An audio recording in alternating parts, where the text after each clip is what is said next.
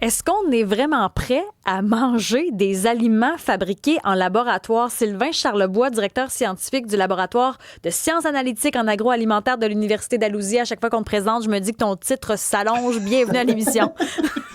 Bonjour Isabelle. Bon, là, c'est une réaction en régie, puis je la porte aussi. Là. On n'était pas supposé manger des grillons, finalement. Comment ça, là, on s'en va modifier du lait en laboratoire? On change de registre complètement. En fait, on discute de viande de laboratoire, d'agriculture cellulaire depuis déjà un bon moment.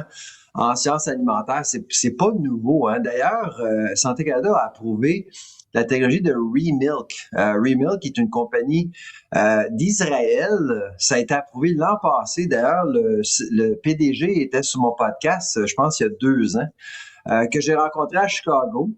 J'ai même testé son produit. J'ai mangé de la viande de laboratoire Puis, à Chicago aussi. Je suis encore vivant. Je te parle. mais t'as un troisième œil En qui chair pousse. et en... Oui, c'est ça. En chair et en os. Mais, tu sais, j'ai regardé ton entrevue tantôt avec l'entreprise et puis c'est sûr qu'il y a une mauvaise compréhension, mais dans le fond, ce que les conservateurs tentent de dire, je pense en tout cas, c'est que il y a ces avancées technologiques-là. C'est beau, là, mais qu'est-ce qu'il y en est pour le consommateur? C'est quoi les gains pour le consommateur, Ben, c'est à ça. part peut-être d'avoir un produit plus salubre, moins de risques, etc. Mais, tu sais, le plus gros problème actuellement auquel on fait face, c'est le prix des aliments. Ouais. Tu sais? Fait que, il y a quelques semaines, je sais pas si tu savais, Isabelle, mais il y a eu un gros scandale dans le Canada anglais par rapport à Ben la oui. viande clonée. Je sais Ben, pas si ça tu n'a en pas as été entendu dit, parler au bien Québec. sûr, parce qu'on n'a pas mentionné aux consommateurs que c'était cloné. On voulait pas parler, Santé Canada voulait pas envoyer un communiqué de presse informant les médias qu'on approuvait justement la viande clonée. Et sur les réseaux sociaux, les gens ont démontré leur frustration, mais totale. Et Santé Canada a décidé de reculer. A mis sur pause l'évaluation de la viande clonée. Pourquoi? C'est pas compliqué. Les gens veulent que ça soit étiqueté, que Ben ça oui, soit il me clair semble que c'est au la base. magasin. C'est la base. Peu importe les risques. L'argumentaire de Santé Canada, ben, c'est parce qu'il n'y a pas de risque. Alors, pourquoi alarmer les consommateurs? C'est pas ça le Euh, but. L'objectif, c'est de respecter le consommateur ben et de oui. dire à la personne, voici ce que vous achetez. Et si on reconnaît que le produit coûte moins cher à fabriquer, pourquoi pas offrir un rabais? Pourquoi pas offrir ce produit-là moins cher? C'est, dans le fond, c'est de ça qu'on parle actuellement, là. Mais après, le consommateur peut bien choisir ce qu'il veut. Là, si c'est disponible en laboratoire puis que tu triples là-dessus, vas-y. Mais si tu veux acheter ton bœuf chez le boucher, là, tu peux aussi. Dans le sens, c'est la Ouais. transparence. C'est vraiment ça le Pour le, problème. C'est la transparence. Donc, si quelqu'un recherche l'authenticité, ben, va aller chez le boucher, va acheter une pièce normale. Mais si quelqu'un recherche autre chose, mais cette personne-là va probablement rechercher aussi un rabais parce que dans la plupart des cas, qu'est-ce qui motive l'industrie à investir de l'argent en recherche pour développer l'agriculture cellulaire? C'est pour stabiliser les prix à long terme pour eux, mais pas pour le consommateur. Mais ce qui est Fait que c'est là bizarre, c'est ça qui est le problème actuellement, oui. Isabelle, parce que dans le fond, le contrat moral entre le consommateur et l'industrie est complètement brisé parce que on fait tout pour aider l'industrie à épargner davantage. Mais là, on apprenait aujourd'hui que les prix alimentaires ont augmenté de 4,2% depuis l'année passée. C'est pratiquement le double de l'inflation générale. Les gens se posent de sérieuses Ben, questions. Qu'est-ce qui se passe? Qu'est-ce ben oui. qu'on peut faire pour nous aider? Mais là, si on fabrique en laboratoire, ça va coûter cher, ça? Ça va-tu faire augmenter le prix? À court terme, en 2013, on recule en 2013, il y a 12 ans, c'était la première fois qu'on voyait quelqu'un manger un steak fait en laboratoire. OK? C'était un steak de 140 grammes. Ce steak-là avait coûté environ là, 340 000 € pour le faire. Aujourd'hui, ce steak-là, 12 ans plus tard, coûterait à peu près 20 $ à faire. OK, Ça moins avance, pire. là. Ça C'est ça. avance. Avec le volume, avec les avancées technologiques, ça va coûter moins cher. C'est pour ça qu'en bout de ligne, pour étiqueter clairement, il va falloir vraiment aider le consommateur et de le convaincre pourquoi cette personne-là devrait acheter Ben, ou devrait adhérer à cette technologie-là. il me semble que c'est l'inverse. Il me semble que depuis des années, on dit retour à la terre, allons cueillir notre propre blé d'Inde dans les champs. Puis là, on nous arrive avec ça. Fou! Non, on fait tout en laboratoire. Il me semble que c'est diamétralement opposé au discours des dernières années. Mais en fait, on tente de stabiliser les prix. Hein. Tu sais, Isabelle, pourquoi que les prix fluctuent avec la viande? Pourquoi que les prix fluctuent avec les produits laitiers, avec le maraîcher? C'est en raison des changements climatiques. C'est de plus en plus difficile de stabiliser les prix. Ce genre de technologie-là permettrait à l'ensemble de la filière de stabiliser la production. C'est essentiellement pour ça. Mais encore une fois, il va falloir convaincre le consommateur parce qu'à mon avis, c'est le roi et la reine de la chaîne d'approvisionnement. Sans le consentement d'un consommateur, d'une consommatrice, on n'a rien. Et puis, en même temps, c'est qu'on n'a pas encore l'impact sur la santé. Quand ça va entrer en marché, ça va sûrement entrer en marché. Après, ce sera quoi l'impact? Ce sera quoi les allergies, les intolérances? Il va y avoir des affaires, là, des réactions, là, c'est sûr. C'est sûr. Oui, absolument. Donc, il faut se poser ces questions-là maintenant. Et c'est pour ça que en Europe, l'Italie, la France a bougé.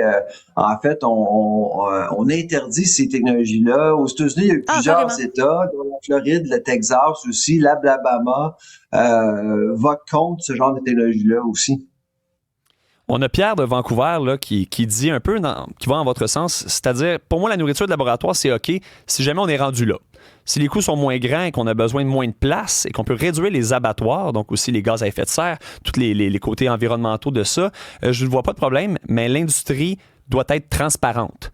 Dans le fond, on veut vraiment savoir ce qu'on a dans notre corps. Je suis absolument d'accord. Donc, moi, j'en ai mangé. Moi, je vois vraiment une valeur ajoutée pour ces technologies-là. Mais en même temps, c'est pas tout le monde qui pense pareil. Puis il faut reconnaître qu'il y a beaucoup de gens qui craignent ce genre de trucs-là. Alors, il faut respecter le consommateur, finalement. Est-ce que ça goûte pareil? Tu sais, ce que tu as goûté, là, est-ce que tu avais vraiment l'impression que c'était de la vraie viande? C'est la même chose. C'est la même cellule. Il n'y a pas de différence. D'ailleurs, tu sais, ce qu'on pourrait faire avec la technologie, c'est de fortifier certains produits en ajoutant plus de fer, par exemple. Je sais pas, si tu es anémique et tu recherches un lait, tu recherches un steak qui a encore plus de fer, ben on pourrait faire ça aussi. Il y a vraiment plusieurs possibilités qui s'offrent à l'industrie, mais encore là, tu sais, qu'est-ce qu'il en est du consommateur? Est-ce que le consommateur peut bénéficier à long terme avec des prix plus abordables? Puis on se pose même pas la question actuellement au sein de l'industrie. Ah ouais, hein? Bon, c'est même pas une préoccupation. Tout ce qu'on veut faire, c'est de sauver de l'argent, mais on pense que sans étiquetage, on va pouvoir pousser quoi que ce soit. Mais le problème, c'est que si on amène quelqu'un au comptoir des viandes, puis il y a des produits de laboratoire, des produits clonés, puis on sait pas où ce que c'est, les gens vont carrément bouder le comptoir des viandes, point. Et les authentiques de ce monde, le boucher du coin, va se faire bouder en raison d'une technologie qu'on ne contrôle pas. Mais ça, c'est un autre très bon point pour les commerçants, pour les agriculteurs de chez nous, parce que là, on pourrait leur jouer d'un patte pas mal, si ça devient populaire. Exactement. Donc, c'est pour ça que c'est important de se poser la question maintenant au niveau éthique, au niveau moral. Qu'est-ce qui est acceptable et pas acceptable pour le consommateur? Puis, moi, je pense que le dénominateur commun, c'est un étiquetage clair et transparent. On l'a vu même avec les produits du Québec, du Canada, des États-Unis, même juste de savoir ça vient d'où. On commence à vouloir plus de clarté. Il y a Diane qui nous dit qu'elle aimerait mieux manger des grillons que des trucs modifiés en laboratoire. Et puis il y en a d'autres qui sont sceptiques quant à Santé Canada, là, parce que des choses, des fois, qui ont été admis puis on s'est rétracté. Ouais. Il y a une perte de confiance là, au sein de Santé Canada. Est-ce que tu le remarques toi aussi? Oui, exactement. Donc, c'est pour ça que je pense que c'est important de vraiment vouloir peut-être jaser. Chez Santé Canada, quand on fait une évaluation d'une nouvelle technologie, on doit justement comprendre le consommateur, comment tout ça va se traduire au comptoir des viandes, en magasin, au restaurant, puis on se pose pas la question, malheureusement. Est-ce que les gens ont raison de douter de Santé Canada? Après l'événement d'il y a quelques semaines avec la viande clonée, absolument. Ah oui, absolument. Hein? Moi, je pense, écoute, Isabelle, on n'avait même aucune intention d'envoyer un communiqué de presse pour avertir les gens que ça va se faire. Écoute, moi, je me pose de sérieuses questions, là. Ça veut dire qu'on pourrait s'inquiéter pour d'autres dossiers. Il y en a qui nous sortent des noms de produits là, sur la messagerie, mais donc on pourrait s'inquiéter. On a appris l'histoire de la viande clonée parce que c'est quelqu'un que je connais, je dirais pas qui m'a appelé pour me dire ce qui se passait à Ottawa. J'ai écrit un billet pour Postmedia à Toronto et c'est là que les gens ont commencé à comprendre ce qui se passait avec Santé Canada. Fait que la presse, les médias ont même pas eu une chance de couvrir la nouvelle. C'est par après qu'ils ont couvert la nouvelle. Ça fait que c'est toi qui étais la bougie d'allumage, finalement. Pour la viande qu'on est, ouais. Le 29 octobre. Fait que si toi, tu fais pas d'initiative, si toi, tu pousses pas un peu, il se passe rien, puis on le sait toujours pas aujourd'hui. On donne même pas une chance aux médias, on donne pas une chance aux conservateurs de comprendre ce qui se passe. C'est aberrant, là, franchement. Fait que pour répondre à ta question clairement par rapport à Santé Canada, j'ai vraiment peu confiance actuellement. Ça veut dire qu'on peut penser qu'il y a peut-être d'autres informations qui nous sont cachées sur d'autres dossiers. Moi, j'avertis les gens selon ce que je sais. C'est grave, ça. Ouais. Sylvain Charlebois, merci beaucoup de ton temps aujourd'hui parce que les gens, il y en a qui sont inquiets. Non, merci, la viande en laboratoire, je suis végé à temps plein puis je vais le rester en lit. Oui, puis on a aussi Claude de Rosemère qui, tu sais, on a entendu parler souvent que la viande rouge était cancérigène, tu sais, qui pouvait être mauvaise si on la prenait en trop grande quantité. Là, on dit, est-ce que ça serait moins cancérigène? Donc, ça serait une version 2.0? Sylvain Charlebois, vous en pensez quoi? Il est parti. Sylvain est parti. Contrainte de temps. C'est ça. Hein? Ouais. Mais ça, c'est une bonne question. Après, est-ce que la viande est si cancérigène? Il y a toujours des études qui sont pour et contre. Je me demande en régie, vous en pensez quoi avec ce que vous venez d'apprendre comme information de Sylvain Charlebois? JP, toi, est-ce que tu le laisserais être au téléphone? Tout le monde est occupé. Ici, ça roule. Ça on est des pas. petites équipes, mais il y a Seb qui est fidèle au poste, prêt au combat. Hey, c'est pas excitant, hein? T'attends pas? On est loin du bœuf qui est en train de manger de l'herbe dans un champ. Une poule en liberté qui fait caca. Et que je suis pas là. Il va te falloir une mise en marché incroyable que je mette ça dans mon assiette. Elle fait quoi ta poule, ça? Elle fait 4-4-4. Ah oui? Ben, je l'ai appris de même. J'ai écouté la poule aux œufs d'or hier, puis il me semble que c'était ça qu'elle faisait. Ta poule n'a pas gagné, hein? Hey, non! Mais tous les soirs, là, avec mon père, on regarde, on dit quel œuf on prend? Il a pris le 18, il aurait eu le gros lot. En tout cas, c'est une autre histoire. Mais j'aime bien mieux la poule aux œufs d'or que la poule qu'on est en train de faire dans un laboratoire, me faire manger un œuf qui est pas un œuf, mais qui devrait être un œuf, qui est fait à base d'œuf. J'embarque pas. Mais est-ce que ça te fait peur? Parce que je sens que t'es réactif. Là. Est-ce que c'est de la peur? C'est quoi?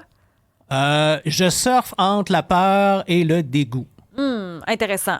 Oli, toi, ta posture par rapport à ça? Écoute, moi aussi, j'ai l'aspect, il pourrait passer un peu n'importe quoi sous forme de copie. Tu sais, ici, j'ai Chantal de Montréal qui a dit c'est très inquiétant. Il me semble qu'éventuellement, on pourrait nous passer n'importe quoi. Tu sais, si on se met à dupliquer là, puis à faire des trucs du genre. Donc, oui, de mon côté, là, avec ce que j'entends là, du côté de Santé Canada aussi, que même M. Charlebois n'est pas très certain, oui, ça me fait peur quand même. C'est qu'il y en a beaucoup qui nomment sur la messagerie le glyphosate. Là. Beaucoup parlent des normes qui ont été dépassées dans le blé. Là. Ça revient souvent. Oui, en effet, Christian vient de le mentionner, oui. Est-ce que vous seriez prêt à manger cette nourriture-là fabriquée en laboratoire? Il y en a qui nous ont dit, ça goûte la même chose, c'est le même prix, pourquoi pas? Il y en a qui préfèrent manger des grillons. Il me semble que c'était ça la mode. Ça change aux 6 mois. On ne sait plus sur quel pied danser. À 187 Cube Radio, 1-877-827-2347.